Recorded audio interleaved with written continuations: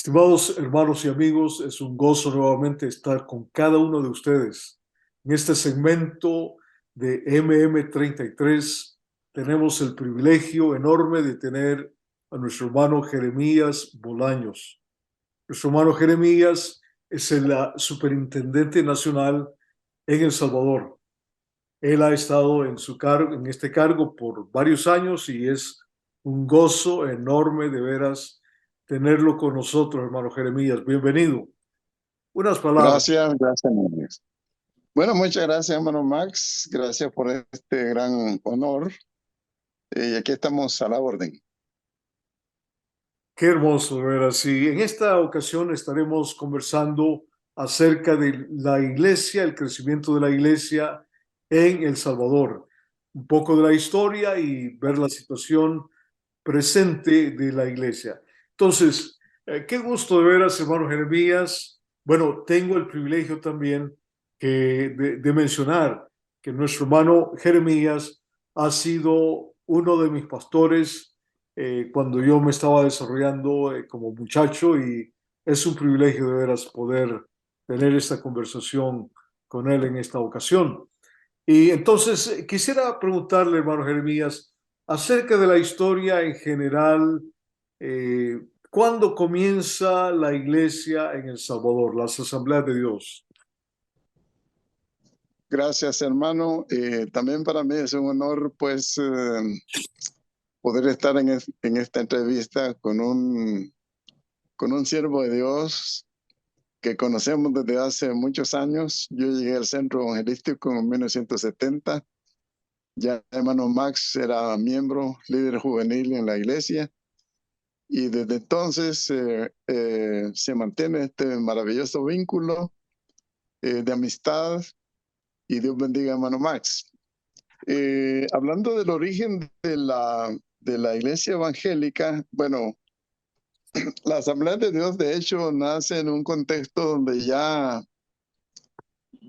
existen otras iglesias organizadas en el país.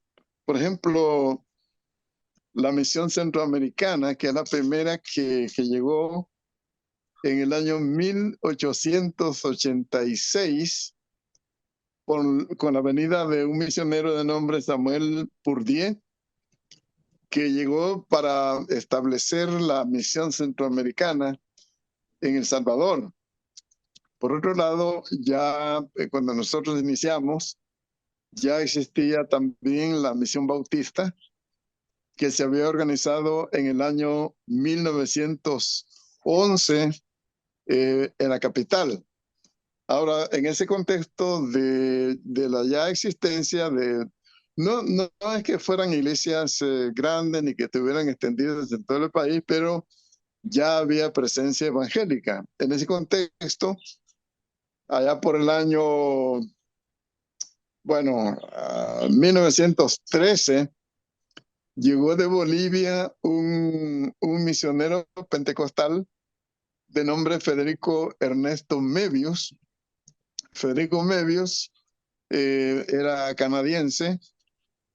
Algunos dicen que él pudo ser parte del avivamiento de la calle Azusa, pero ese dato no está comprobado. Lo que sí es un hecho es que él era un pentecostal de Hueso Colorado, así que llegó a El Salvador y comenzó pues a predicar.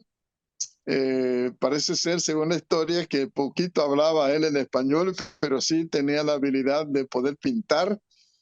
Así que se instaló en una ciudad que en aquel tiempo era Villa Delgado, hoy Ciudad Delgado, y allí él alquiló un local, elaboró un gran cuadro, lo pintó con sus manos, y entonces a las personas que llegaban ahí se acercaban, él les explicaba en qué consistía cada parte de aquel cuadro que hablaba de la venida del Señor. Y mucha gente empezó allí a conocer el Evangelio de Cristo Jesús. Ahora, él también fue el progenitor de varias reuniones pentecostales al estilo de aquel tiempo.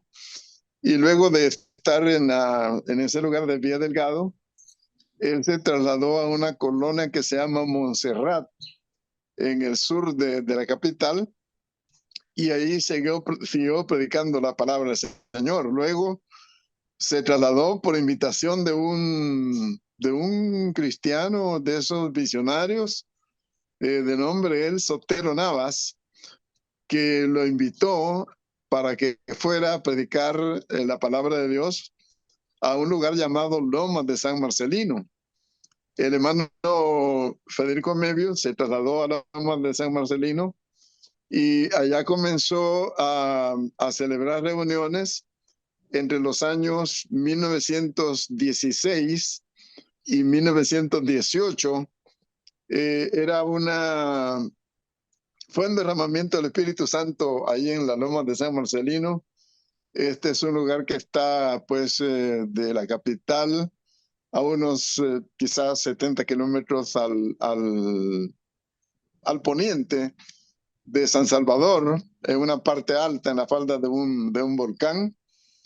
Entonces, ahí comenzó un movimiento del Espíritu Santo, claro, de manera un poco desordenada, pues allí y en otro lugar donde él había predicado, practicaban ciertas cosas que decían ellos que por el Espíritu Santo recibían orden de, por ejemplo, poner brasas y hacer que la gente danzara encima de las brasas. Las personas que no se quemaban es porque estaban bien con Dios, pero por lo general se quemaban. También hicieron lo que se llamó prueba de castidad, es decir, ponían a dormir a los hermanos y hermanas ahí en un mismo local. Entonces, si no pasaba nada durante la noche, pues la iglesia estaba bien con Dios. Posteriormente hicieron la prueba del ósculo o la prueba del beso, que según lo que cuentan los antepasados, si el beso que se daba un hombre con una mujer era corto, es que estaban bien con Dios, pero si se prolongaba el beso, es que estaban en pecado. Ordenaban también a las hermanas que mataran todas las gallinas y que en un determinado día iban a llegar todos los creyentes a comerse esas gallinas. De ahí nació que a los creyentes en esos lugares le llaman come gallina. Bueno, pero también había ciertas cosas, por ejemplo, a veces hacían misiones de salir de un lugar a otro, por ejemplo, viajar quizás hasta 40 kilómetros a pie para ir a visitar a un enfermo, del cual el Espíritu Santo les decía que fueran a visitar, no lo conocían, no conocían el lugar, se organizaban en grupos de 4 o 5 hermanos y hermanas, hasta 10, 12, y se iban a ese lugar, lo cual le llamaban envia. Y llegaban y el Espíritu Santo les iba indicando dónde estaba el enfermo. Y llegaban, lo encontraban y oraban y el Señor los sanaba. Así que no solo era de hacer ciertas cosas desordenadas, también había algunas señales específicas de que la presencia de Dios estaba allí. Bueno, los cultos en aquel tiempo, en los tiempos de Mebius, eran unos cultos un tanto desordenados. Los primeros hermanos que llegaban daban inicio, cantaban, y entonces venía uno y predicaba. El primero que llegaba predicaba, y de ahí seguía otro, porque como no tenían conocimiento de la palabra del Señor, la predicación básicamente era contar sueños. Ellos llamaban sueños, visiones y revelaciones. Sueños cuando alguien dormido tenía un sueño, pero visiones cuando despiertos veían algunas cosas, y revelaciones cuando dicen ellos que el Espíritu les revelaba ciertas condiciones de los hermanos que llegaban pues a aquellas reuniones. Bueno, también había danza, había fervor, había bautismo en el Espíritu Santo, había danza, habían sanidades, diferentes manifestaciones del poder de Dios.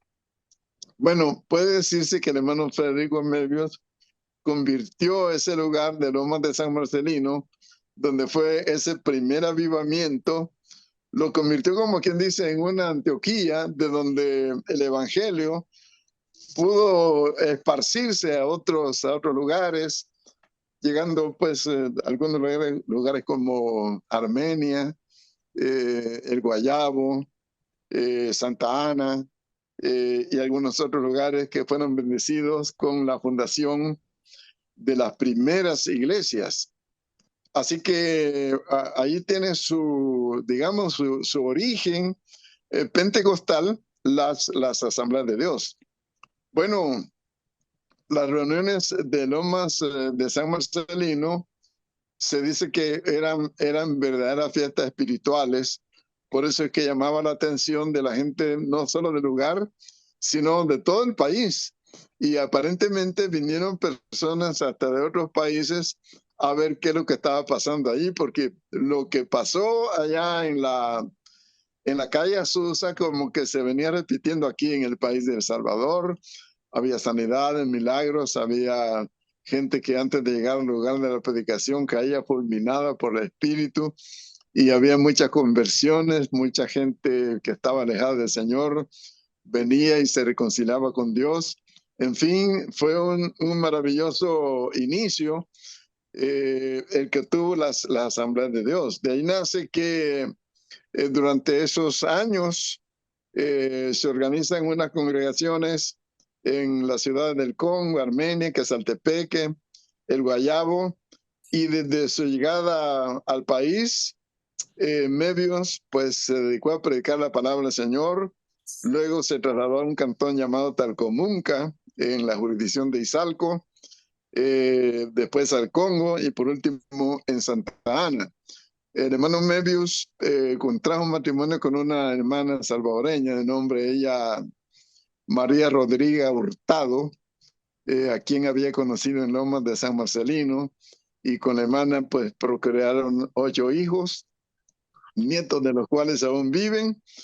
Mebius pues hizo énfasis en la vida de santidad, pero también el mensaje de vida de santidad de Mebius era más que todo en referencia al vestuario, al grado que las hermanas tenían que utilizar unos vestidos bien largos, usar también en aquel tiempo le decían tapado, y también los hombres tenían que andar abotonados hasta el cuello, la manga larga, tenía que ser blanca la camisa, y las hermanas que no llegaban vestidas de esa manera no podían ingresar a las reuniones.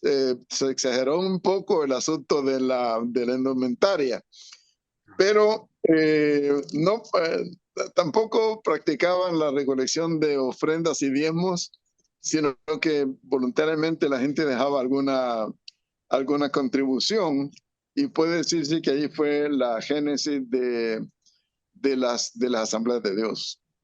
Qué hermoso. Entonces, hermano Jeremías, esto es, nos decía, para 1916, 1918, más o menos, aproximadamente. Sí, sí, claro, sí, para esos años. Ahora, cuando el hermano Federico Mebius, él llega, ¿ya había algún inicio de la iglesia pentecostal o es precisamente con hermano Mebius que comienza a haber pentecostales? Pues no, las que estaban eran las iglesias, las pequeñísimas iglesias bautistas y presbiterianas, así, aquí conocidas como centroamericanas. Sí. Por cierto, en los primeros cultos que tuvo él en Ciudad Delgado, fueron 3 o 4 hermanos de la misión centroamericana. Ya se sabe que los hermanos de la misión centroamericana pues no son pentecostales, pero con ellos nació porque con ellos comenzó las oraciones allí en el local en Vía Delgado, y estos hermanos que venían de la centroamericana fueron llenos del Espíritu Santo, y entonces allí comenzó el pentecostalismo, claro que ya venía en la sangre y en la visión del hermano Mebius. Qué hermoso, verás. Entonces, de las iglesias tradicionales surge el movimiento pentecostal, ¿verdad? Qué, Precisamente, hermano. qué Claro, interesante. sí. Ah, para nuestros amigos, hermanos y amigos que nos ven de otras latitudes, en este caso Ciudad Delgado es una jurisdicción adyacente o parte de San Salvador, la capital del país, ¿no? Sí. Tremendo. Al Entonces, norte ya de San para, Salvador. perdón, sí, Sí. para 1918 la iglesia pentecostal ya está tomando fuerzas entonces, pero son como grupos pequeños en algunas poblaciones, ¿no?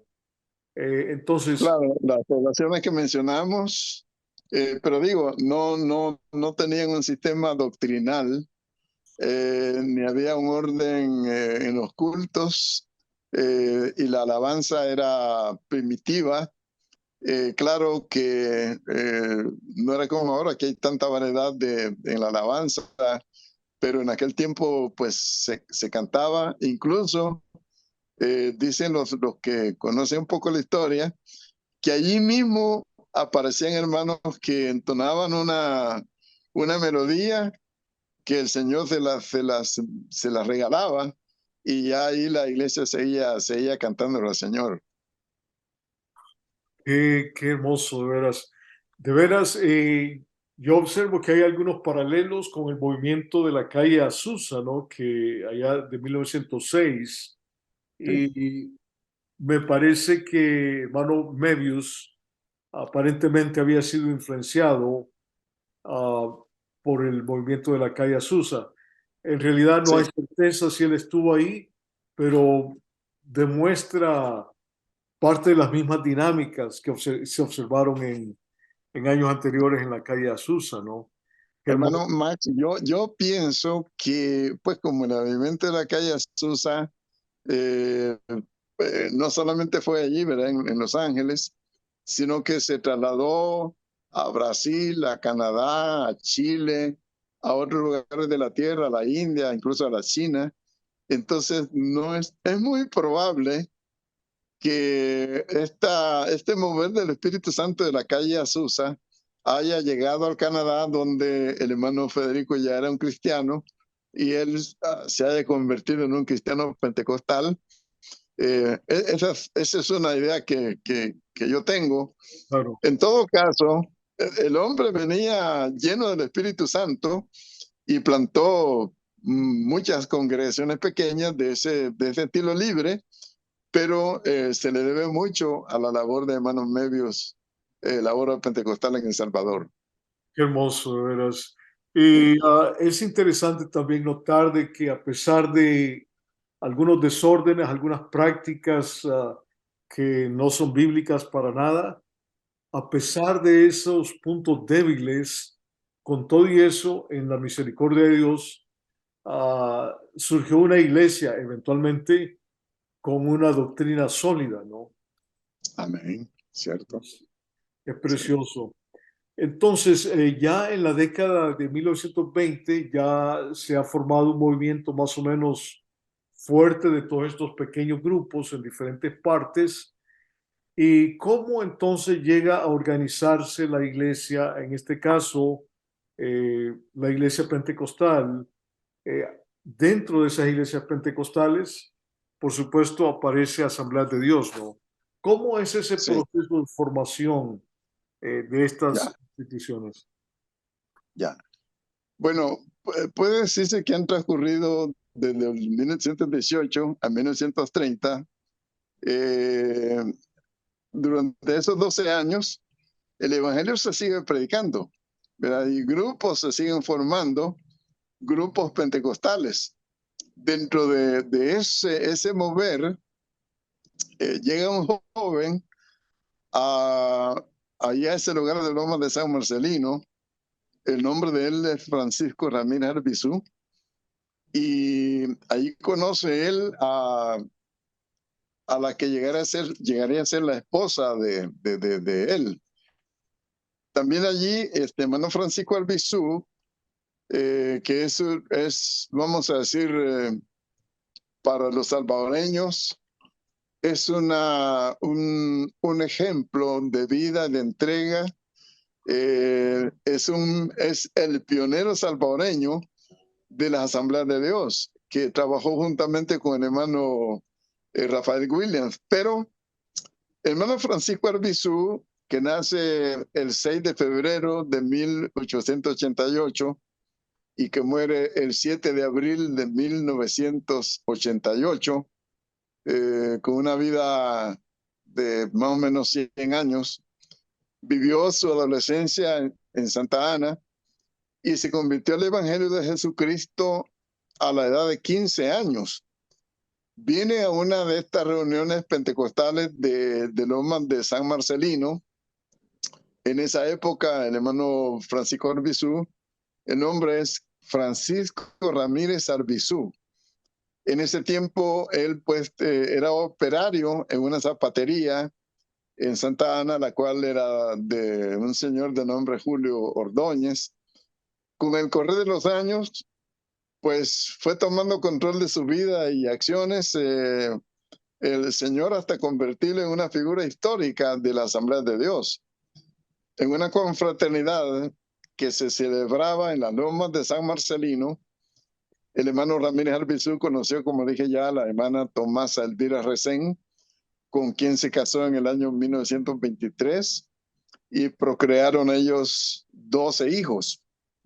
En todo ese lapso, entre el hermano Francisco Arbizu y el hermano Federico Ernesto Mevius, se estableció una amistad muy cercana.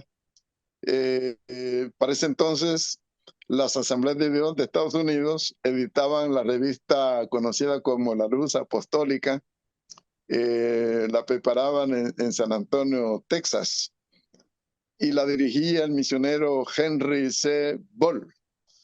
En esta revista, pues se daba información acerca de la Asamblea de Dios del distrito hispano que incluía México, y en esta revista pues aparecían fotos de bautismos en agua y habían informaciones acerca de lo que hacían las Asambleas de Dios, una iglesia allá pues de México para allá, bien organizada.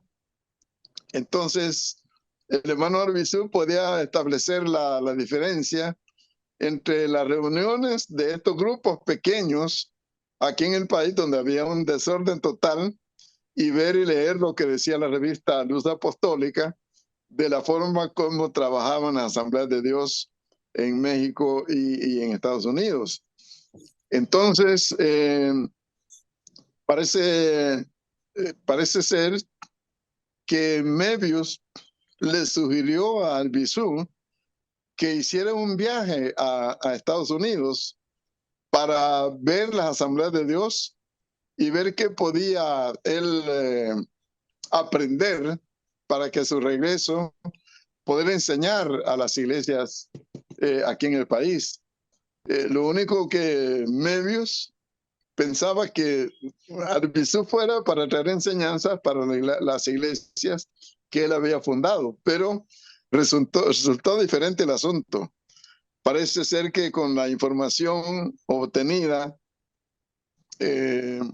y la motivación de Mevius, Arbizu se entusiasmó para ir a Estados Unidos, vio la posibilidad de recibir orientación y asesoría de la Asamblea de Dios allá. Para hacer ese viaje, el hermano Arbizu se dice que vendió una pequeña finca de café que tenía en Lomas de San Marcelino. Este lugar de Lomas de San Marcelino, como queda en la parte alta, es una zona cafetalera. Entonces, Arbizu vende una pequeña propiedad que tiene allí y con ese dinero arma su viaje para irse el 5 de octubre de 1926 hacia Guatemala, luego a Puerto Barrios, donde toma un barco bananero hacia New Orleans, y de ahí viaja por ferrocarril hasta San Antonio, Texas, y donde se encuentra con el hermano Henry C. Ball, a quien le expone pues el motivo del viaje que él tenía. Por recomendación del hermano Enrique Ball, bueno, nosotros decimos Enrique Ball, pero Henry Ball podría ser. Se traslada él a la Ciudad de México porque ya se iba a celebrar en México la Convención Latinoamericana de las Asambleas de Dios. Entonces se encaminó hacia allá para asistir a esta convención, la cual se celebró del 16 al 18 de noviembre del año 1926. Ya en México, Albizu se entrevista con un pastor prominente mexicano de nombre David Ruesca, este líder importante de las asambleas, que después de haber conocido el ave de Albizu, lo que sucedía en este país del Salvador, lo compartió con otro pastor, de modo que cuando llegó la convención del 17 de noviembre por la mañana, le concedieron la palabra en dicha convención al hermano Albizu, que por cierto, para él tener derecho de participar en aquella asamblea general, le dieron la ordenación al pleno del ministerio. Todavía se guarda aquí la primera licencia de pastor ordenado que le dieron a hermano Albizu allá en aquella convención latinoamericana. Entonces, él dice que la oportunidad, dice Albizu en los escritos que él dejó, me fue concedida el día 17 por la mañana, con muy buen éxito, dice él, pues se acordó que el señor superintendente nombrara a uno que viniera a conocer la obra y que dicho nombramiento fuera con la aprobación del concilio. Y efectivamente fue nombrado el hermano Blaisdell, Geo Blaisdell. Parece ser que él era George o George Blaisdell, algo así. Usted sabe mejor el inglés, yo no. Pero Dios movió los corazones de los asistentes y enviaron al hermano Blaisdell para que viniera a El Salvador. La convención es el 17 de noviembre y el hermano Blaisdell viene a El Salvador el 26 de diciembre del año 1926 y viene acompañado de su esposa Francisca para inspeccionar a la naciente obra pentecostal en El Salvador. El hermano Blaisdell, juntamente con Albizu y el mismo Mebius, visitaban las pequeñas iglesias en el Congo, en el Guayabo, en Armenia, en otros lugares, y el hermano Blaisdell, encantado de lo que estaba mirando de las iglesias aquí en El Salvador. Así que vio también la obra de la Loma de San Marcelino, donde había nacido una iglesia. Esa iglesia, hermanos, todavía está allí. Ahí está el templo, el primer templo de la Asamblea de Dios. Muchas personas llegan allí a ese lugar a darle gracias a Dios de cómo el Espíritu Santo se movió allí en ese lugar. Y ahí van haciendo poco a poco lo que más tarde llegaría a ser las Asambleas de Dios. Ya en febrero de 1927 hace una convocatoria general de toda la obra aquí en el país, donde vienen muchas de las iglesitas nuevas, y entonces les proponen que queden anexadas al distrito latinoamericano de México, que es una extensión de la obra de Estados Unidos. Así que los hermanos que asisten a esa reunión deciden aceptar la moción y entonces quedamos anexados como un distrito de la Convención Latinoamericana de México, con raíces en Estados Unidos. Así que por un tiempo estuvimos ligados a México como un distrito de la Asamblea de Dios aquí perteneciente a México. Bueno, se hace una elección de oficiales allí. Hay unos nombres, tal vez para que queden en la memoria de algunos, los nombres de los que fueron nombrados para que dirigieran las pequeñas iglesias. Fue Anacleto Torres, Aquilino González, Agustín Chávez, Víctor Rivera y Pedro Hernández. ellos fueron nombrados como los dirigentes de del pequeño distrito, y el hermano Francisco Ramírez Albizu fue elegido como el presbítero de aquel recién nombrado distrito. Ya posteriormente se reconocen algunos ministros, se les da credenciales, un grupo pequeño de personas que han venido a esta reunión. El hermano Blaide les otorga también sus credenciales, y el 14 de abril de 1927 dio el hermano Blaide un informe allá en Estados Unidos acerca de las iglesias, aquí se le llamaba iglesias libres, y pidió que estas iglesias libres fueran incorporadas a las asambleas de Dios de México y por ende de Estados Unidos. Ahora, en el año 1927, Francisco Ramírez Albizu pues vende su taller y hace un segundo viaje a Estados Unidos. Llega a San Antonio, Texas, se entrevista con líderes también. En este caso, conoció al hermano Rafael Williams, que estaba allí en esa convención. El hermano Williams tenía un hermano de nombre Ricardo.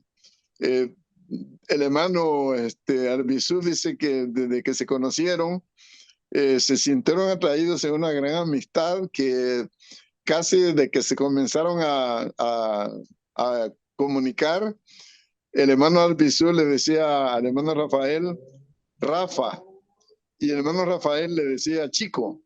Entonces, el hermano Rafa y el hermano Chico se hicieron tan amigos que en esa misma convención nombran al hermano Rafa, al hermano Rafael Williams, para que viniera a El Salvador, lo cual ocurrió por ahí por el año 1929.